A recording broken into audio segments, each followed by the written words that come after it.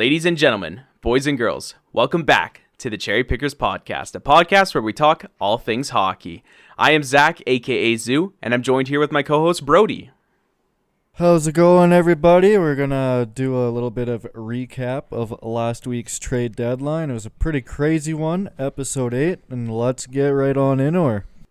Yeah, episode number 8, which means, Brody, this is our 2-month anniversary of the Cherry Pickers Podcast. It's been a ride so far. It's been a blast bringing everyone, up to date with the what's going on in the hockey world, and we've had a bunch of fun with our little discussions here and there. But like Brody said, we are going to get into recapping the 2022 NHL trade deadline. It was pretty busy. There was quite a decent amount of trades. I've got them all up on screen ready to go. So we're going to look at each trade one by one in order of what happened on deadline day.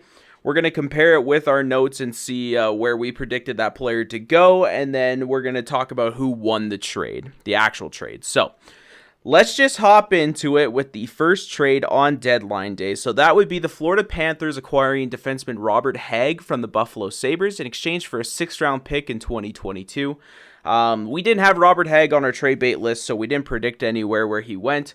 Brody, I think this is a pretty straight cutoff trade. I don't think anyone's really a winner or a loser here. Florida gets a little bit more depth of defense in Robert Hägg. Buffalo gets another pick in the upcoming draft to help build their prospect pool.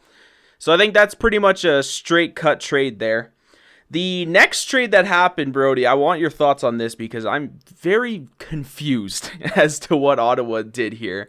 The Ottawa Senators acquired defenseman Travis Hamonic from the Vancouver Canucks in exchange for a 2022 third-round pick. What do you think's going on there? What's the idea behind that trade, Brody? If I had to guess, I would say it's probably just to add a veteran presence on defense to help with the leadership aspect. I mean, Ottawa's still a very young team, and they're still rebuilding. And Hamonic's a solid defenseman, like a top 4, kind of like a two-way shutdown guy that I think could help them. I think it's more so just adding a veteran presence to a young group. That's just kind of what my thoughts are there. Yeah, I don't know. It's interesting because the next two trades are really the reason why it's so interesting. Travis Hamonic, he's a decent defenseman. He's very shut down. He's very gritty, plays with a lot of heart. He's got a hard shot on him. But, this is a guy that, a couple years ago, the Flames traded for him, and they gave up a 1st and 2 seconds. So to see him go for a third kind of sucks, seeing, he's dropped off quite a bit. He's had a lot of issues personally that he's dealt with. But the reason why this trade confuses me so much, well, first of all, remember, Travis Hamonic, right shot defenseman. Our next trade is the Los Angeles Kings acquiring defenseman Troy Stecher from the Red Wings in exchange for a 7th-round pick in 2022. Troy Stecher, also a right-handed defenseman. So that's where I'm a little confused as to why Travis Hamonic was able to fetch a third, because you get another player who's quite frankly younger and a little bit less in cap hit in Troy Stecher. Same-handed shot, and we all know that right-handed shot defensemen are hard to come by in the NHL, and LA only has to give up a 7th, so that's definitely an interesting one. I think by far LA's the winner of that trade. They're sitting second right now in the Pacific Division.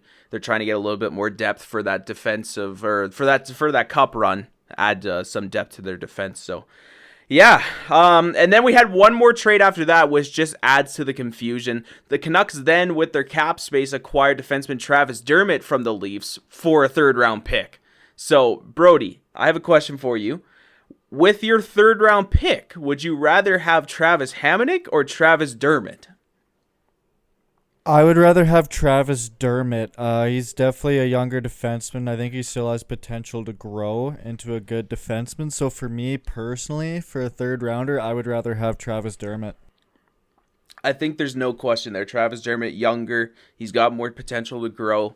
He puts up more numbers offensively than Travis Hamonic. It's a really head-scratching situation in Ottawa there as to what that trade was all about. Not too sure, but the Canucks end up flipping Travis Hamonic straight across for Travis Dermott, which is pretty good for Jim Rutherford there in Vancouver. So I'll give him props for that. Then the Toronto Maple Leafs fill that hole that Travis Dermott left them by acquiring defenseman Mark Giordano and forward Colin Blackwell from the Seattle Kraken in exchange for a 2022 second-round pick, second-round pick in 2023, and a third-round pick in 2024. Who wins this deal, Brody? Right now, I'd probably say the Toronto Maple Leafs win this deal. There's no question that their division is insanely hard. We actually just looked at the standings today. They're in a wild card spot, the Leafs, right now, and they're 40, 19, and 5, I believe. And Florida have 42 wins. The Bruins have 41. Tampa Bay is like 40. Like, they're going to be in a complete dogfight to get out of that division. So it's clear they needed to bolster up that back end. And Mark Giordano is a really solid defenseman. He has that chemistry with TJ Brody from when they played together in Calgary. So there's familiarity there. So for me, I would say right now the Leafs definitely win this trade. Yeah, I think I don't know. It's a good return, obviously, for Seattle. They get 2 seconds and a third out of it, which is what they need. They just need draft picks to build up their prospect pool. They really don't have a lot going there. So I think it's a good trade both ways, but I think Toronto really comes out in the winning end only because of the fact that they didn't have to give up a first-round pick. And that's the big thing there. I think with how expensive this trade deadline was, I think Giordano could have easily fetched a first-round pick. So good on Kyle Dubas there in Toronto to not have to give up that first-round pick and still get Giordano and get a decent little, fourth-line center in Colin Blackwell as well. Like you're saying, yeah, he has that chemistry with TJ Brody. He was born in Toronto. And yeah, the fans gave him a nice cheer in his first game in a Maple Leafs jersey. Just imagine, Brody, when Jake Muzzin comes back. Toronto's got a top 4 D-core of Morgan Rielly, Jake Muzzin, Mark Giordano, and TJ Brody. Like, that's terrifying. But you did make a good point. They are in a dogfight of a division, and you need a D-core like that to even compete in that Atlantic division. Like you said, they're in a wild card spot with 40 wins and 18 losses. Like, that's just crazy. Like, that record is good enough to be, 1 point short of the Flames for first in the Pacific. That's easily second in the Central. Even in the Metro, they'd be, like 2 points out of second place. So for them to be in a wild card position right now is just absolutely ludicrous. But yeah, Toronto Maple Leafs acquired Mark Giordano. So Brody, where did you have Giordano going? I had him going to the Vegas Golden Knights, so I was wrong there. What was the return like? I had Mark Giordano and a 2022 second-round pick to Vegas for a 2023 third, a 2024 fourth, 50% retained, and forward Riley Smith is what I had. Yeah, that was a big boy trade. I almost hit this one on the nose. Like, almost to, like, the draft years and everything. Like, so, the trade was Giordano and Blackwell. I believe Giordano was 50% retained for a 2022 second, 23 second, and a 24 third. I had Giordano 50% retained to the Leafs for a 2022 second and a 2023 third. So I had the second and the third right. If I would have just had another second and Blackwell going the other way, I would have hit that one right on the nose. I think that was the closest I got to predicting a trade at this deadline. There were some wild card trades in here, man. Just like this one, Tampa Bay Lightning acquired forward Nick Paul from the Ottawa Senators for forward Matthew Joseph and a 4th-round pick in 2024. What are your thoughts on this one, Brody, with the Lightning and the Senators? Who do you think came out on top with that trade?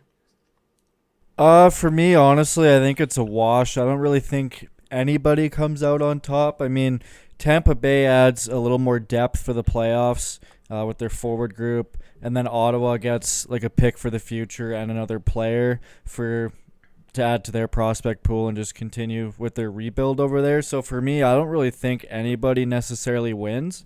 I think it's just a hockey trade in this one. Yeah, it's definitely a hockey trade. I think realistically, I think the winner depends on what that 4th-round pick turns into. The Tampa Bay Lightning, they acquired Nick Paul. They add him to their third line with Brandon Hagel. So they're building up a scary forward core for a 3-peat attempt. And Ottawa gets another young forward. They get another draft pick as well to help on their rebuild. So I agree with you. I think it's a hockey trade. I don't think anyone really comes out as a loser out of that trade. I think both teams win in that one. So Then we move over to Nashville. The Predators acquired defenseman Jeremy Lauzon from the Seattle Kraken in exchange for a second-round pick in 2022. What are your thoughts on this? Do you think a second-round pick's too high or too low? I think it's too high. I mean, I don't really know much about Jeremy Lauzon, to be completely honest with you, but if he's just like a depth defenseman, then I would say like a second round pick would definitely be too high. But again, I'm going to be honest, I don't really know a whole heck of a lot about him, so I can't really say for sure. Yeah, he's just kind of a physical, stay-at-home defenseman this year with Seattle. Only 6 points in 53 games, 67 penalty minutes. So he's definitely a tough guy. Loves to throw the body. He's definitely stay-at-home. He's not known to be a scorer. His highest points in a season is 8 in 41 games with the Bruins last year. So he's definitely a stay-at-home kind of guy, but I think a second is way too high. After seeing Travis Dermott go for a third and Troy Stecher going for a seventh, I don't see why Jeremy Lauzon would go for a second, but it does help Nashville. They're in definitely a tough division as well, that Central Division with, Colorado, Minnesota, St. Louis, and Nashville themselves.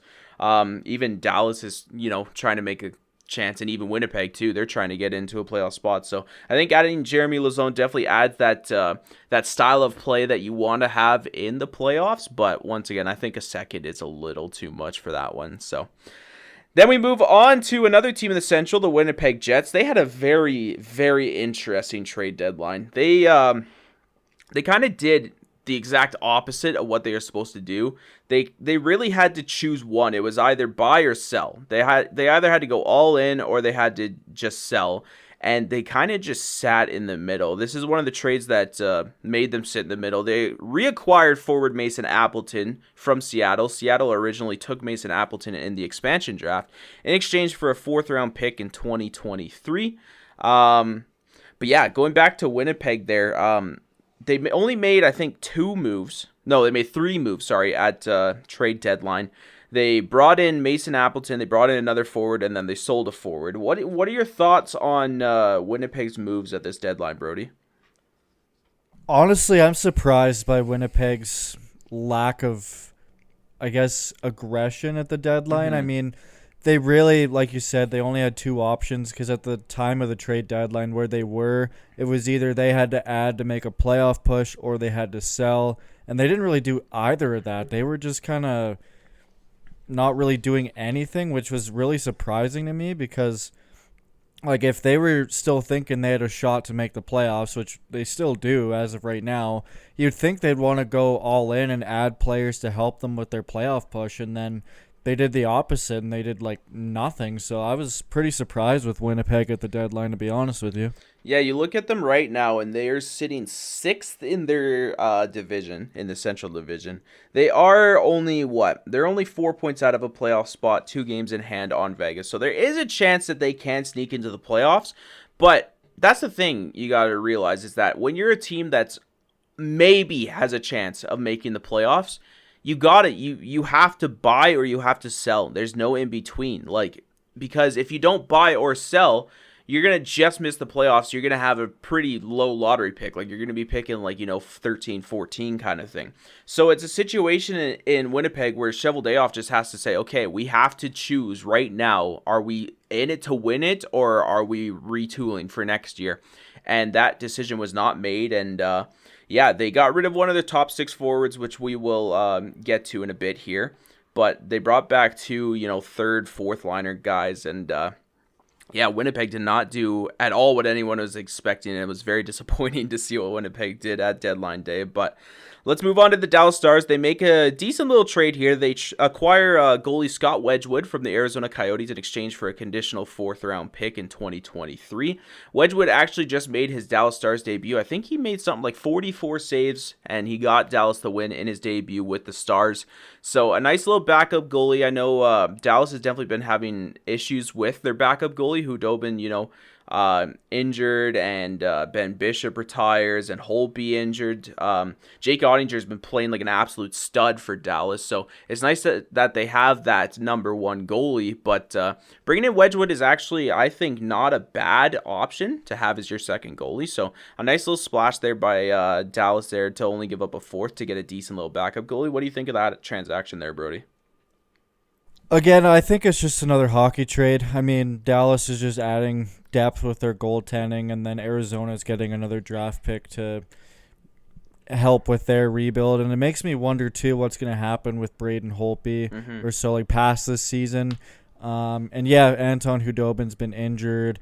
Ben Bishop ended up having to retire because of a bad knee. So Yeah. they've had their issues with goaltending over there. So makes sense that they add a backup goalie in Wedgwood, who's still relatively young as well. And yeah, it just makes me wonder what's going to happen with Holtby past this season. Yeah, absolutely. Yeah, and Dallas, they're 1 point back of Vegas right now. They got 3 games in hand on Vegas, so they're definitely not out of the playoff hunt either. So I think it's definitely a hockey trade as well, like you said. They're acquiring that depth and that reassurance in the net there to help them get closer to a playoff spot, and Arizona gets more draft picks. So that seems like a trend there. Arizona is just tooling up. Seattle, Arizona, Montreal, they're just pulling in all the draft picks, get all the prospects. So we got another relatively small trade here. The Pittsburgh Penguins acquire Nathan Beaulieu from the Jets in exchange for a conditional 7th. I think there's not much to say there. You know, it's just another pickup by the Penguins to get some more depth going into the playoffs. The Jets get a 7th-round pick out of it. Then we move over to a little bit of a prospect trade, and this one's interesting for me. So the Arizona Coyotes acquire forward Jack McBain from the Minnesota Wild in exchange from a 2nd-round pick in 2022. So Arizona gives up a 2nd-rounder this year, which is going to be a very high pick in the 2nd round, for a prospect. What do you think the thought process is there for both teams, Brody? Oh man, that's a tough one to say, to be honest with you. I mean, if it's a high 2nd round pick that they're giving up, like that could potentially turn into a really good player in like their own right. So I'm a little confused with that mindset there. I mean, Jack McBain, I don't know much about him, but he definitely sounds like a solid prospect if they're He giving. was a 3rd-round pick by the Wild in 2018. 33 points in 24 games for Boston College this year. So yeah, definitely by the sounds of it, a pretty solid forward. So yeah, it's tough to say. I mean, that 2nd round pick could turn into something good, but as of right now, I'm not really sure the thinking behind that, to be honest. I think the Arizona Coyotes must see something in Jack McBain, or either that or Jack McBain just didn't want to sign with Minnesota, and Minnesota knew that. But being able to pick that guy up for a 3rd-round pick, flipping him for a 2nd, and it's going to be a high 2nd too, basically the equivalent of a low 1st-round pick. So I think, I think Arizona might be gambling a little bit on Jack McBain. I don't see why he, isn't going to grow into a decent NHL player, but Minnesota gets a nice little pick out of that as well. So yeah, interesting trade there between the Coyotes and the Wild. Then we move over to the Eastern Conference. The Washington Capitals acquire Marcus Johansson from the Seattle Kraken. It was just Marcus Johansson for Daniel Sprong, a 4th-round pick in 2022, and a 6th-round pick in 2023. So Marcus Johansson, I believe he was the player that also got picked up in the expansion draft by the Seattle Kraken. So he goes back to Washington, where he's played most of his career. What are your thoughts on that one, Brody? Again, I think it's a good hockey trade. I mean, Marcus Johansson's a solid forward. He's going to add depth to the Washington Capitals because they're making a playoff push as well. And we all know to get out of the East this year, you're going to have some good depth because every team in the Eastern Conference in the playoffs right now is a very good team. And, like Seattle adds depth in getting Daniel Sprong. He's still a pretty young forward. He'll add depth to them, and to get a 4th-round pick and a 6th-round pick as well, it's definitely not a bad return for them. So for me, I see it being a hockey trade and benefiting both teams. So I was absolutely wrong about Marcus Johansson. He was not picked up in the expansion draft from Washington. He actually, the last time he played with Washington was 2016-17. He played 2 seasons with the Devils. After that, a season with the Bruins. 10 games with the Bruins. A season with the Sabres, and then half a season with Minnesota. So I was completely wrong about him being picked up from Washington in the expansion draft. But this is a guy that... his career high points in a season is 58, 24 goals in that season. So he definitely knows how to get points on the board. He played 5 seasons in Washington, or actually 6 seasons, in Washington. He was a 1st rounder by the Capitals in 2009. So he definitely has a lot of history and a lot of ties to the Washington Capitals. And I think for Washington, bringing back a guy that has some chemistry and has some connections with the team and can help them with their depth scoring and even on the PK and stuff like that too. I think it's a good pickup for Washington. I think it's a good one for Seattle as well. You know, Daniel Sprong's been one of those guys that he reminds me a lot of like not quite a Jake DeBrusk because Jake DeBrusk hasn't moved at all from Boston, but Daniel Sprong's been one of those prospects that's like he had potential to be a very good goal scorer, and he's kind of just bounced around and hasn't quite hit that potential that he's known to have. But I think bringing him over to Seattle in a place where there's, you know, zero pressure to perform and getting a couple picks out of that as well, I think it's a good trade for Seattle as well. So then we have another trade. This one's more of a cap dump. The Arizona Coyotes acquire forward Brian Little and the rights to forward Nathan Smith from the Winnipeg Jets in exchange for a fourth. So with that trade there, it's just Winnipeg dumping cap space and getting a fourth-round pick out of it, but giving up the rights to a prospect. So I think that one's pretty self-explanatory. I don't think we need to really discuss who won or lost that trade. Here's another one here, a minor league deal. The Kings acquired defenseman Frederick Allard from the Nashville Predators in exchange for forward Braden Burke. Cool tie here with Braden Burke. Braden Burke was actually part of the trade with our fellow townsman, Tyler Steenbergen. He was part of that trade that sent Tyler Steenbergen to the Los Angeles Kings. Unfortunately, Tyler did not sign a deal with the Kings, and he's now playing in Liga, but kind of cool little tie there, the trade. I think it was, I know Imama was a player that went back to Tucson. I can't remember the other player, but then Braden Burke and Steiner went over to LA. So minor league deal there with the Kings and the Predators. And then we go on to a little bit bigger of trades here. So we'll start with this one. The San Jose Sharks acquired goalie Kaapo Kähkönen and a fifth-round pick in 2022 from Minnesota in exchange for Jacob Middleton. So what do you think about this trade, Brody? I like that trade for San Jose acquiring Kähkönen. I mean, it's no secret that San Jose's goaltending hasn't been exactly the greatest. And they're a team that's more so, I would say, retooling, maybe not exactly rebuilding. They still have good players in Brent Burns, Erik Karlsson, Timo Meier, Logan Couture. So adding a piece like Kaapo Kähkönen and Ned is definitely an upgrade for them. So I like that for the Sharks. And Minnesota's goalie tandem now with Fleury and Talbot, I have to add too. That's a very solid tandem for them, and that definitely gives them a good goaltending option come playoff time. Yeah, San Jose is in a very weird spot. So I'm going to start with Jacob Middleton. He's a former 7th-round pick by the Los Angeles Kings. From the looks of it, he never signed a deal with the Kings and signed a deal with San Jose right out of the gate. Played 3 seasons in the AHL with the Barracuda. This is Jacob Middleton's first season in the NHL, like first full season. Before this season, he played a total of 14 games in the NHL. This year, 45 games with the Sharks, 9.69 penalty minutes, nice, +3.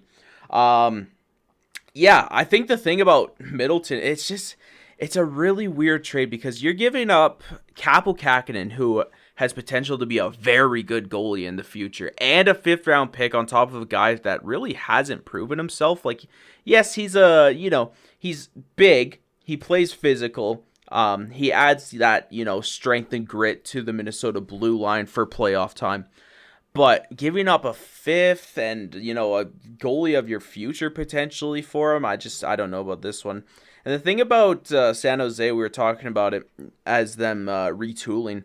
They're in a very interesting situation cap-wise. So, let alone right now, just between Brent Burns and Erik Karlsson, that's almost $20 million until the year 2024-2025. Then they have James Reimer and Aiden Hill, who are also locked up for another year after this one for a combined about $4.4 million. You got Kevin LeBanc that signed almost $5 million. You just extended Tomas Hertl for an 8x8. You got Logan Couture making $8 million. They have a lot of money tied into players. And they got Marc-Andre Vlasic until 2025-26. So you have a ton of money. Like right there, just looking at your defensemen, in Carlson, Brent Burns, and Vlasic, who, by the way, are 31, 37, and 34 years old, respectively. That's like $26 million right there in those three defensemen. So San Jose is I don't know. They're in a really, they're making questionable moves. They've got a lot of old players locked up for a lot of years. So I don't know when we're going to see San Jose as a contender in the future, because I think it might be a while. Like, they've just got a lot of money tied up into older players. So what do you think about that, Brody? Yeah, I would have to agree. I mean, they've got older players, they've got money tied up, which makes it difficult for them too to bring in those prospects to fully rebuild, because I mean, teams probably aren't going to want to add that kind of money onto their roster, so they would have to retain a lot of salary, which still isn't going to benefit San Jose, still having to pay players at 50% retained, which they would still be paying them quite a bit of money. So they're really in a pretty tough spot to really be a contender or even a full-on rebuilder. They're just kind of stuck in limbo with that. Yeah. Logan Couture, he signed $8 million per year until, 37 years old. Carlson signed for $11.5 million until he's 36.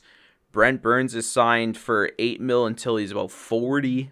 Vlasic signed for $7 million until he's about 38, 39. Like, I don't know, man. San Jose is doing some weird stuff over there, but let's keep going with the trades. The next trade that happened was probably the biggest trade of the deadline. Minnesota Wild acquired goaltender Marc-Andre Fleury from the Chicago Blackhawks in exchange for a conditional first-round pick in 2022. I can't quite remember what the condition is. I thought it was a conditional second that turned into a first. I can't quite remember, but what a splash. Who wins the deal, Brody? I'm going to say the Minnesota Wild win this deal, and the reason I say that is because Marc-Andre Fleury is still a very good goaltender at his age. He's going to be a very good goalie for Minnesota. They have a great tandem now with Marc-Andre Fleury and Cam Talbot, and the first-round pick that's going to Chicago, the conditional, is going to be a later first-round pick as well. It's not going to be a very high first-round pick, so for me, I would say the Minnesota Wild win this deal. And I'm going to disagree with you. Just to spite things. So, you got to remember, what did Chicago pay to get Marc-Andre Fleury? Do you remember? No. Exactly. It was a prospect that I think he was taken in like the 6th round or something like that. They basically stole Marc-Andre Fleury from the Vegas Golden Knights for free, and they flipped Marc-Andre Fleury for a first-round pick. So they basically just stole Minnesota's first-round pick for practically nothing.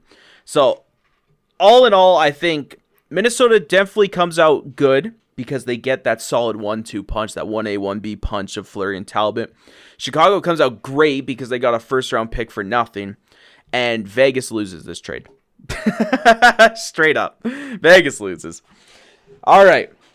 Next trade. Smaller one. Nashville acquires defenseman Alex Biega from the Leafs for future considerations. Once again, there's just another depth trade. Predators just getting some more defensemen in case of injury or whatnot for the playoffs coming up.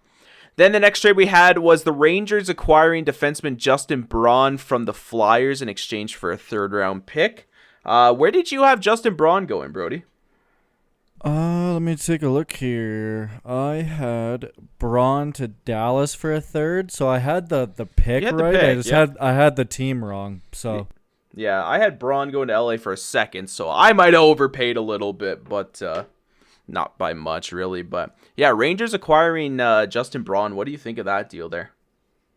I like that addition for them. I mean, he's a solid top 4. He's kind of like a decent shutdown guy. He's not going to put up a whole lot of offensive numbers, but he definitely brings a physical presence as well, which I think is going to be a benefit for them, especially going into the playoffs. And right-handed shot defensemen are also hard to come by, so I think that's a pretty solid addition for them.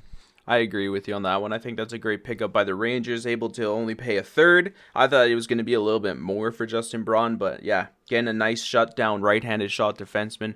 Add to their blue line. They're already decent blue line with, Adam Fox, Jacob Trouba. Keandre Miller's really come out into his own this season, so I think that's a good trade for the Rangers as they, push through a tough Metro division as well, so... Next trade was the Bruins acquiring defenseman Josh Brown and a conditional 7th in 2022 from the Senators in exchange for Zach Senyshyn and a 5th-round pick in 2022. A fun little fact about this one, Zach Senyshyn, this was the 2015 draft, right? I'm pretty sure it was the 2015. Yeah. Okay. So 2015 draft. Man, the Bruins, they screwed the pooch on that one. He's part of the 3 picks in a row that the Bruins had in the first round. The Bruins selecting Jake DeBrusk, Jacob Zaboral, and Zach Senyshyn. Brody, do you remember the 3 players that got picked after that? Kyle Connor, Matthew Barzal, and Thomas Chabot, I believe. You're correct on that one. Yeah, those were the next 3 picks after that one. So it's interesting to see there. The Bruins, all they have left out of that 2015 first round is Jake DeBrusk, which we will get to in a bit here. But yeah, Zach Senyshyn, he's always had that potential of being a high goal scorer and just hasn't clicked anywhere yet. But let's see if he can find his stride in Ottawa. The next trade is another big one, and Brody, you predicted the right team on this one. Congrats to you. The St. Louis Blues acquired defenseman Nick Leddy and Luke Witkowski from the Detroit Red Wings in exchange for defenseman Jake Wallman, forward Oscar Sundqvist, and a 2nd-round pick in 2023. What was your prediction there for Nick Leddy? I had the team, but the return I was way off. I had Nick Leddy to St. Louis for a 3rd-round pick and 50% salary retained is all I had on that one. But at least I got the team right. You got the team right. That's all that counts. The trying to predict the return for players is way harder than getting the team right. So I don't really, in these trades, I don't expect any of us to get the return right. But getting the team right is good enough. But what do you think of this trade for St. Louis, Brody?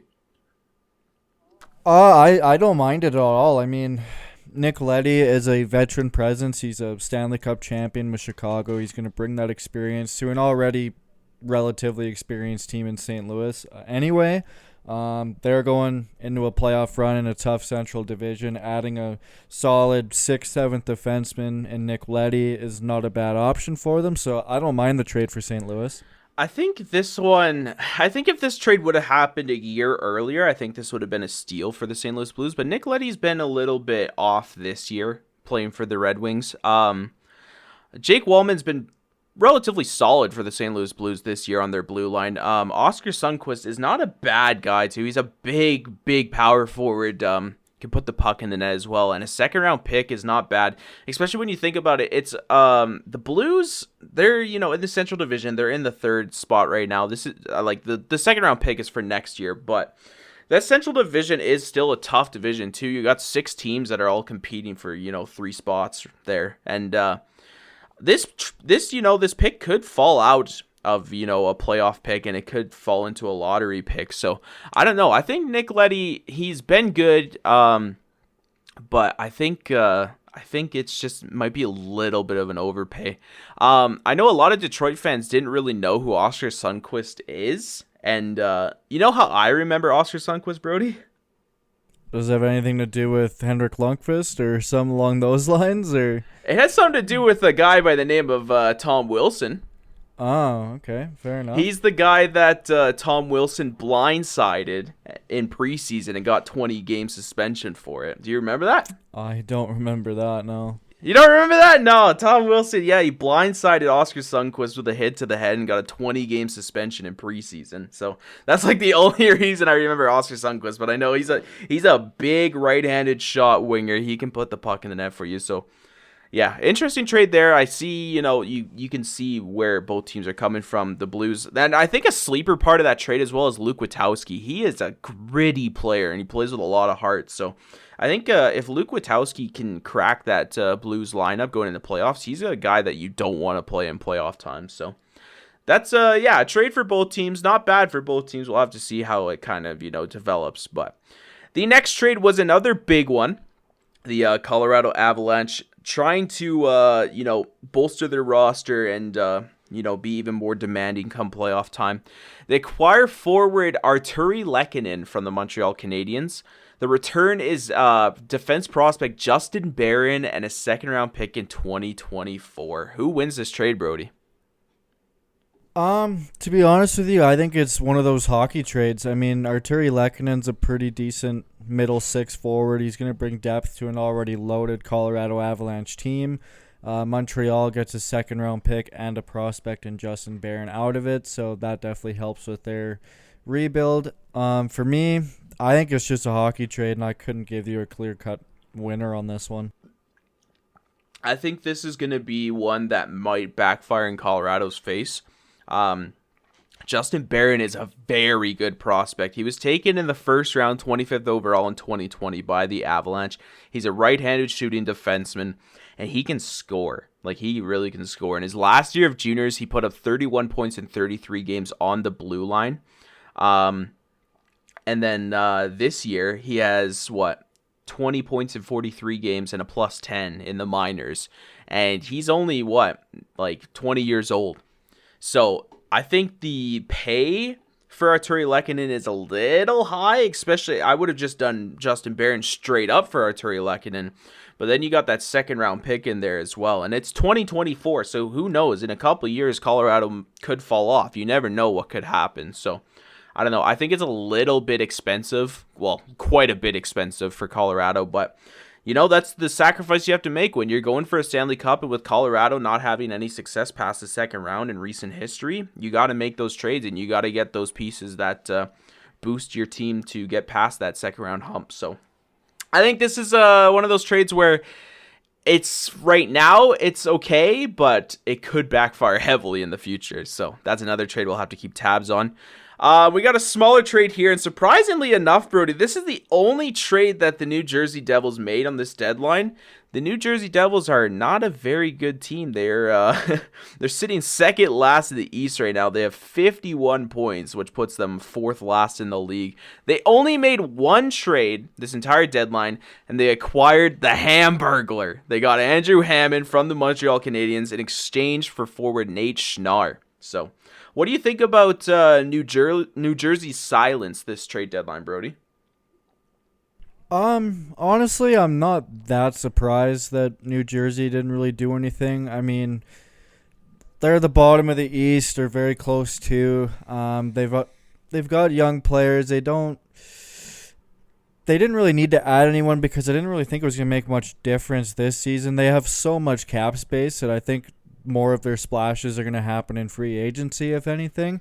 New Jersey has had injury problems with goalies this year, so I understand why they went out and got the Hamburglar. So for me, honestly, I'm not all that surprised by them being quiet at the deadline. Yeah, now that I'm thinking about it, it kind of makes sense. With the New Jersey's core coming up, they're very young with guys like, Nico Hischier, Jack Hughes, etc. Yeah, I think not making a splash this deadline is definitely a smart move by them. They, want to develop their core and get some growth out of them this year. This year is going to be a wash for them, and they're looking to, come back next season a lot better. And I think you're right with, having more cap space next year will definitely be more important for them than this year.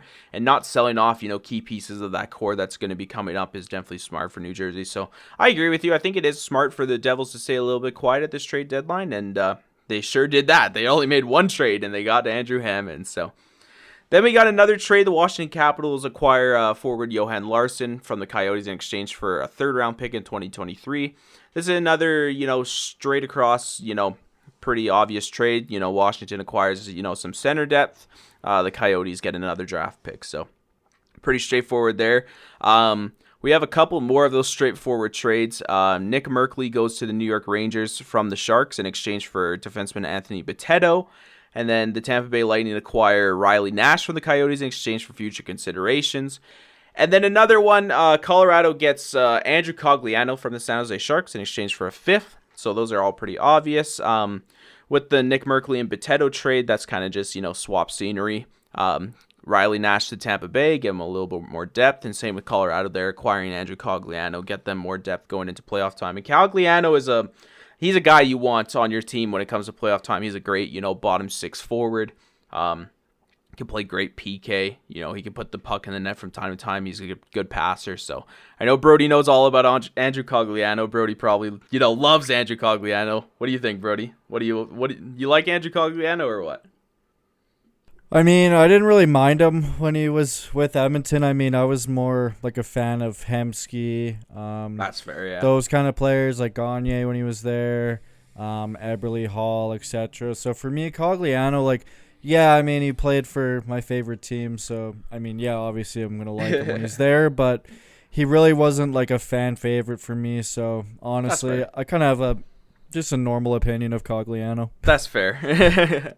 Fair enough. Let's move on to one of the bigger splashes. The Rangers make a big splash. They acquire forward Andrew Kopp and a 6th-round pick in 2023 from the Jets in exchange for forward Morgan Barron and 2 conditional 2nd-round picks in 2022 or 2023, and then a 5th round in 2023. So Kopp to the Rangers for Morgan Barron, 2 seconds, and a 5th. I'd like to talk about this one, but this one's also pretty obvious. Andrew Kopp, he's going to be a free agent coming up.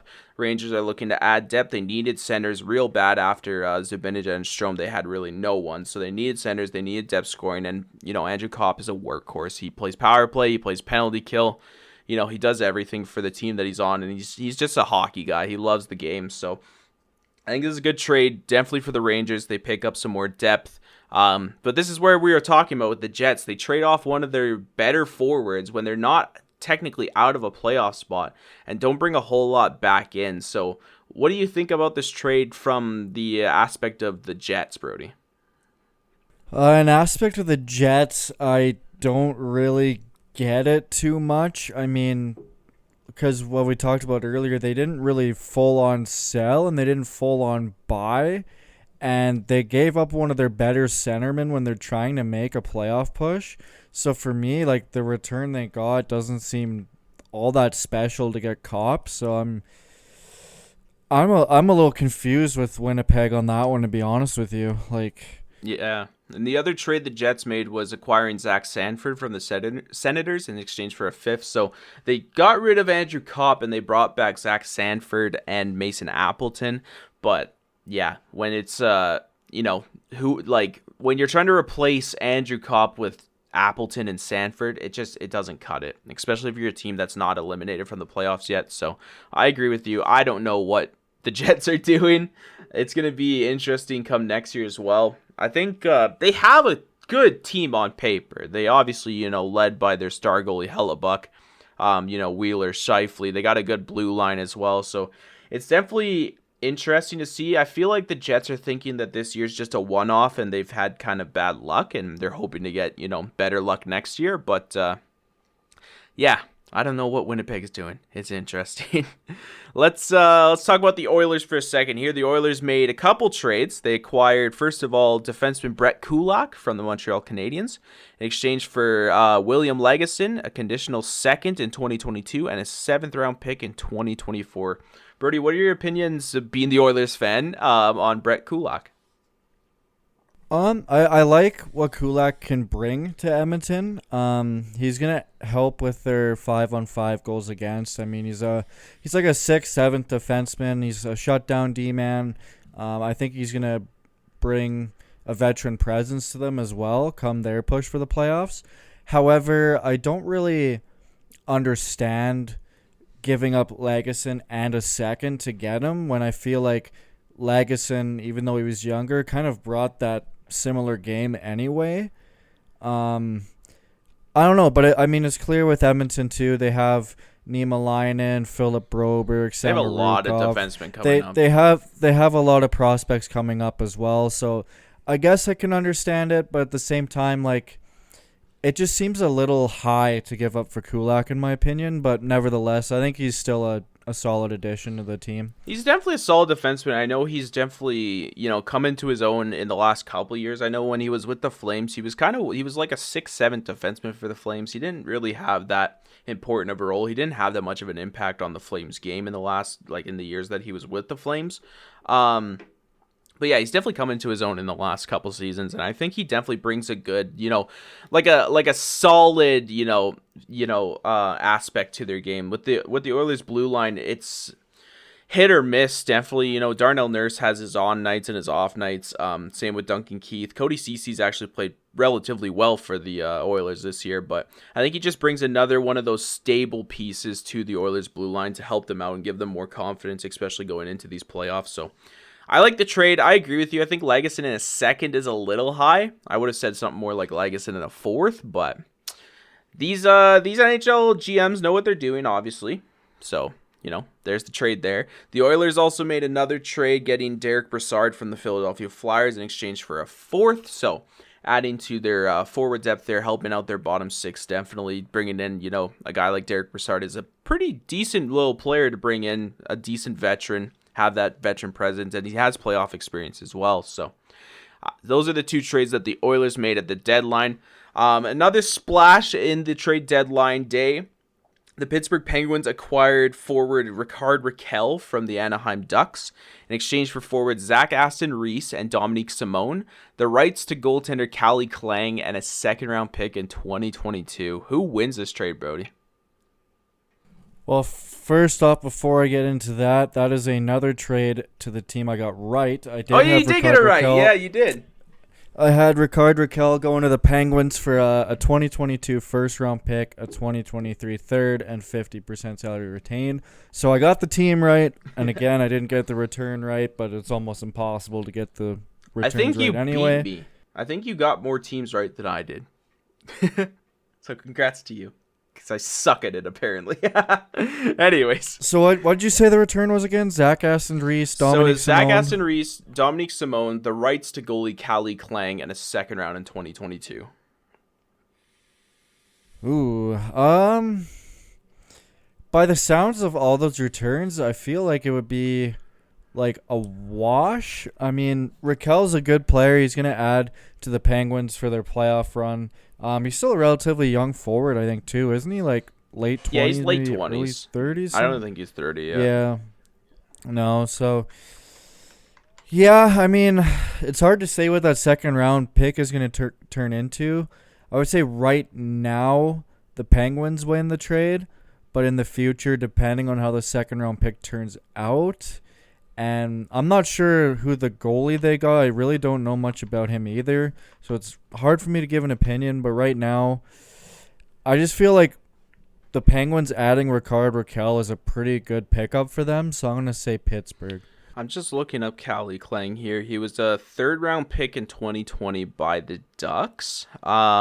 He's playing for Rogel in the SHL right now. In 17 games, he has a 10-5-0 record, 915 and a 228. So decent stats, actually. Like, not bad at all.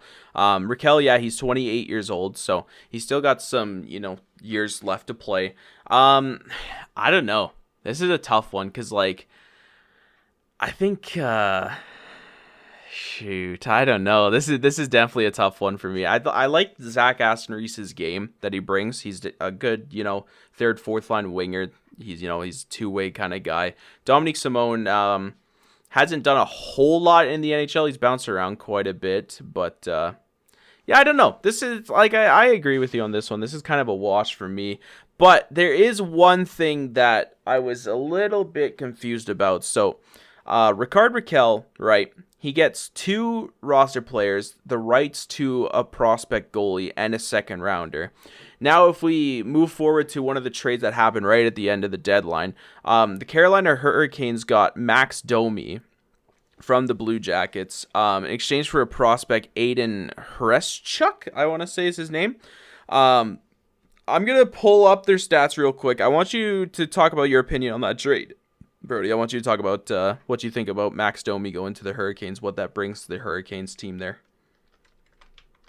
Yeah, Domi, he definitely brings a lot of toughness to the Carolina Hurricanes. He brings more depth scoring. He's a really solid player himself. He can skate. He's physical. He plays with a tenacity to him. And he's had some good seasons with the Montreal Canadiens as well. I believe he had like a 70-point season or something like that a few seasons ago with Montreal. So he's definitely a good player. And, I mean, Carolina's got a lot of depth. It's clear that they're going all in this year for a Stanley Cup, so I definitely like the addition of Max Domi for them, and guess we'll see how it works out for them come playoff time. Okay, so here was my issue I had between the Rickard Rakell trade and the Max Domi trade. So Rickard Rakell has a slightly less cap hit. It's 3.8 for this year. Max Domi's $5 million this year. So about $1 million and 1.2 million less. But Rickard Rakell in 51 games with the Ducks this year, 28 points in 51 games. Max Domi in 53 games with the Blue Jackets this year, 32 points. The return for Max Domi was a third-round prospect, and the return for Rickard Rakell was 2 roster players, a prospect goalie, and a second rounder. So that's my issue with the Rickard Rakell trade. I think it was an overpay for Pittsburgh. I think they paid a little too much to get Rickard Rakell. Rickard Rakell he's not the craziest offensive player, and he's honestly kind of come down a little bit since his first few seasons in the league. His highest point season was 69 points, nice, in 77 games with the Ducks in 2017-18. But after that, 43 points, 42 points, 28 points in 52 games last year, and then 28 points in 51 games this year. So he's not the craziest scorer, and quite frankly, I think Max Domi has a little bit more scoring potential than Rickard Rakell does. So I don't know. I think in that trade with the Pittsburgh Penguins, I think Pittsburgh definitely overpaid for Rickard Rakell. So what are your thoughts on that, Brody? Yeah, I mean, to be honest, I haven't really followed Rickard Rakell too much. Like when I was saying what I thought about the initial trade, I was kind of going on what I knew about Rickard Rakell beforehand, but now kind of after hearing his recent point productions over the last few seasons, I mean, the 2021 season is kind of hard to say as well because they played significantly Well, the less games as 2021 well. season, he had 28 points in 52 games. This year, he had 28 points in 51 games. So basically the exact same scoring pace as last year. Yeah, so he's definitely fallen off from previous seasons for sure. So after hearing that, yeah, it definitely seems like 2 roster players, a second-round pick, and a goalie prospect would definitely be a bit high for that. So, yeah, I would agree with you after hearing about that. It does seem a bit high for Rakell. Yeah. I think Carolina walked away with an absolute robbery of getting Max Domi for just a third-round prospect. Like, that's crazy to me. Like, a guy that, fetches you 32 points this year in 53 games on a team that is they're not good. Columbus is not good. And he's got 32 points in 53 games. Like, that's just absolute robbery. And he's a +2. So it's like, you got a team that's got a negative goal differential, and he's a plus player on that team in 32 points in 53 games. And you get him for just a third-round prospect, that's robbery for me, in my opinion. I think that's a great trade for Carolina. And I think if you're comparing the two trades, obviously Carolina did so much better. But I don't know. The Ducks trade with Rakell, it's interesting. You could look at it both ways. But in my opinion, I think it's just a little bit of an overpay. But we got a couple more trades here, a couple more guys going for a draft pick. So Dallas acquires Stinky Vladislav Nemesnikov from the Red Wings in exchange for a 4th-round pick. I mean, that's pretty obvious there. Dallas giving up a pick to get a little bit more depth scoring. Same thing with the Rangers here.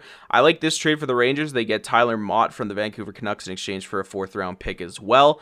I think if you were to compare the two between Tyler Mott and Nemesnikov, I definitely think I'd rather have Tyler Mott. He's got so much more upside to him. He's a gritty player. He can score. So the Rangers add more depth at center, acquiring Tyler Mott. The Flames made one trade this deadline. They acquired center Ryan Carpenter for the Blackhawks in exchange for a 5th. Ryan Carpenter brings the same thing that Tyler Mott does, maybe just not as good. The big reason why the Flames brought in Ryan Carpenter was because the Flames put Brad Richardson on waivers the day before, and he was actually claimed by the Vancouver Canucks, so that freed up one more roster spot for the Flames.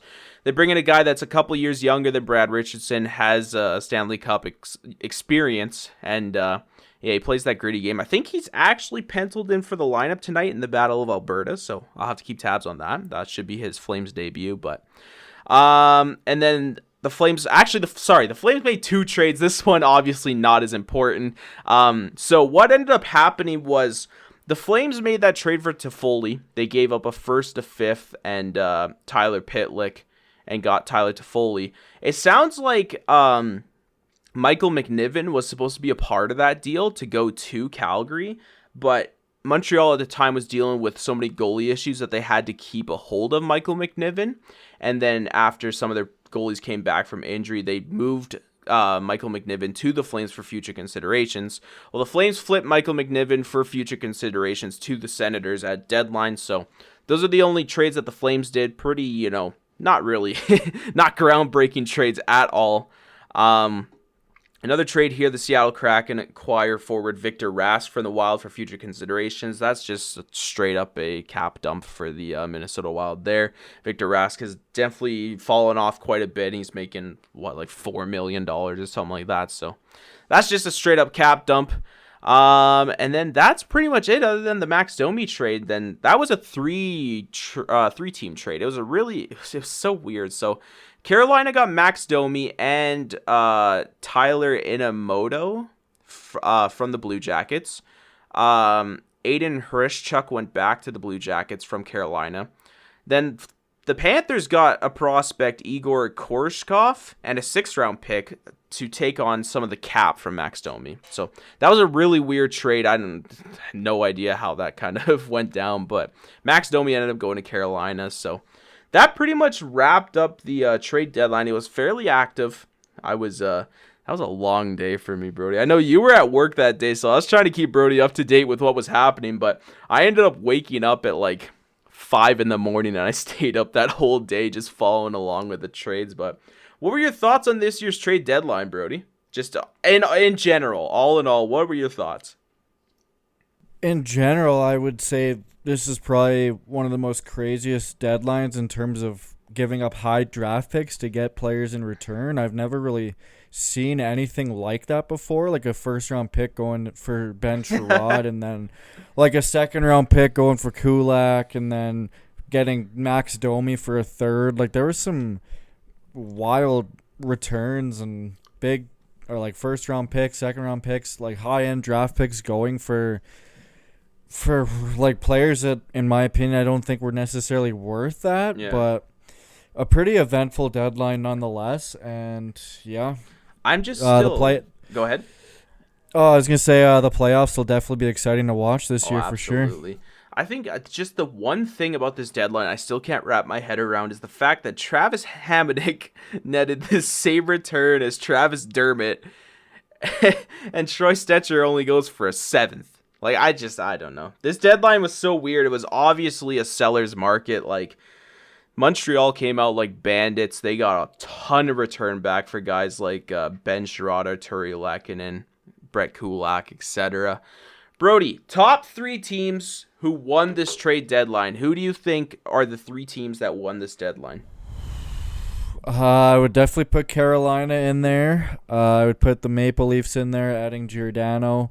And I would say the Bruins as well. I mean, they added Hampus Lindholm, who's definitely going to be a huge addition to them, and they just re-signed him as well. So for me, I would say probably Boston, Toronto, and Carolina. I think for me, you picked a bunch of the buyers, the playoff contenders. I think for me, the winners of this deadline would be Anaheim, Montreal, and Seattle. Anaheim got a fool's ransom for Hampus Lindholm, a 1st, 2 second, and a roster defenseman. Montreal, like I said, got so much back for Sherratt and Kulak and Lehkonen. And then Seattle, they got a ton of draft picks. They got so many draft picks in the next couple of years, which is what they needed. They needed to boost their prospect pool. So I think that those 3 teams were the winners, in my opinion. Who do you think was the loser of this trade deadline? Just one team. Who was the worst team that went off in this deadline?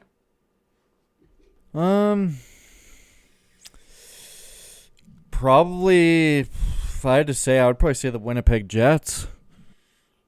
Yeah, it's who knows what Winnipeg's doing, man. We talked about this a lot this podcast, but yeah, Winnipeg, they kind of went in with no game plan, and they definitely suffered for it. I think there is one team though, Brody, that actually did worse off than the Jets, and we haven't talked about them once this episode. You want to take a stab at what team that is? Let me think here. I'll give you a hint. They're not a good team this year. Not at all. So they're a non-playoff team. They're not doing very good. You got any guesses? They're a non-playoff team. They're doing bad, and we haven't talked about them once. Let's go with the Philadelphia Flyers. No. But, I mean, Philly didn't do all too great either. I mean, they kind of had their hands forced with the Claude Giroux trade. They got, I mean, a third for Justin Braun's not bad, but I don't know. At least Philly was active. At least they sold pieces, which is what they needed to do. But the team that I think did the worst this trade deadline, the New York Islanders. You know what they did at this deadline, Brody? Nothing. Actually, they did do something, but they didn't trade anyone. They re-signed Zach Parise to a 1-year deal. That amount hasn't been disclosed. But they also re-signed Cal Clutterbuck to a 2-year deal with a 1.5 mil AAV. That's all they did this deadline. They're a bottom 4 team in the East, and they didn't sell any of their they're any of their players. And it's kind of surprising to me because they could have got, imagine what they could have gotten for Big Z. Like, that was one of the names that was being tossed around that eventually never did get moved. But you're looking at guys like Travis Hamonic fetching you a third. What do you think Zdeno Chara, like, if you were to just make say Colorado wanted to acquire Zdeno Chara, what do you think that trade would be like, the package in return for the Islanders? I mean, Colorado, if they were going to get Chara, honestly, they probably wouldn't give up very much. I mean, Chara's like 44, 45. But think of what he brings to a playoff team. He's won Stanley Cups. He's got the physical presence. He's got the leadership. That's another big thing you got to factor in, too. What do you think they would have gotten for Zdeno Chara if they would have moved him at the deadline? I still don't think they would have got very much for him. I mean, maybe like a 3rd-round pick, if anything. Like, I mean, Max Domi went for a 3rd. So did Travis Hamonic. Chara being... Yeah, and honestly, I don't see Chara being on that like similar level to bring in anything more than that. I mean, for his age, I mean, sure, he brings leadership and a big presence, but this is Zdeno Chara we're talking about, though. Like, it's not like he's just on an NHL roster to be a leader. He's a decent defenseman still. Like, even though he's 45 years old, he still plays very good. Like, he's very responsible in his own zone. Obviously, he's physical. He can still fight. Like, we're not talking about a Travis Hamonic who's, fallen off a cliff. Like, Zdeno Chara is still a good defenseman. I don't know. In my opinion, I think he could easily fetch a second, if not more.